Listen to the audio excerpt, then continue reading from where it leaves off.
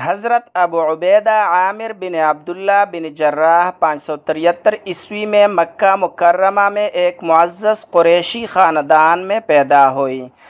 آپ نے حضرت ابو بکر صدیق رضی اللہ عنہ کے ذریعے اسلام قبول کیا۔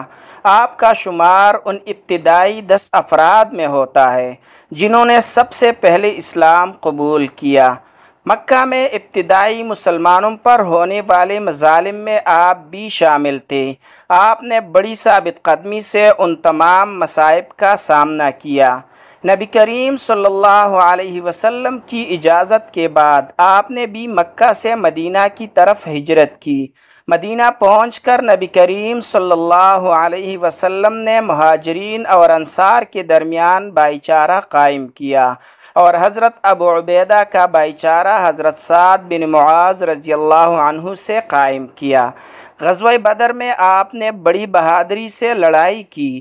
آپ نے اپنے والد کو، جو کفار کی طرف سے لڑ رہے تھے، قتل کر دیا تاکہ اسلام کی خاطر حق کو ثابت کر سکیں۔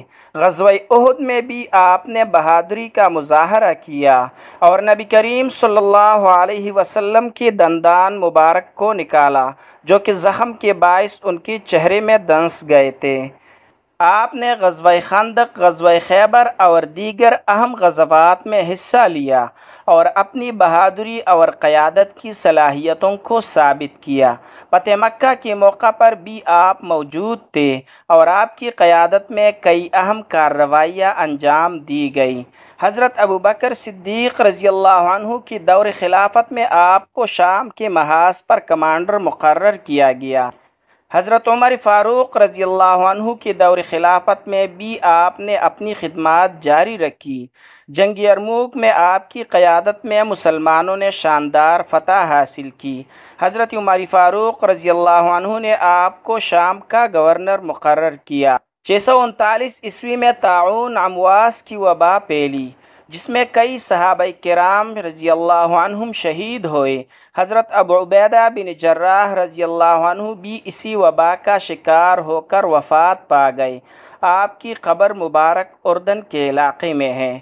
نبی کریم صلی اللہ علیہ وسلم نے آپ کو امین الامت کا لقب دیا، کیونکہ آپ انتہائی دیانتدار اور قابل اعتماد تھے۔ آپ کی زندگی سادگی، اخلاص اور دیانتداری کا بہترین نمونہ تھی۔ حضرت ابو عبیدہ بن جراح رضی اللہ عنہ کی حیات مبارکہ اسلامی تاریخ میں ایک روشن باب ہے، اور آپ کی خدمات اور قربانیاں ہمیشہ یاد رکھی جائیں گی۔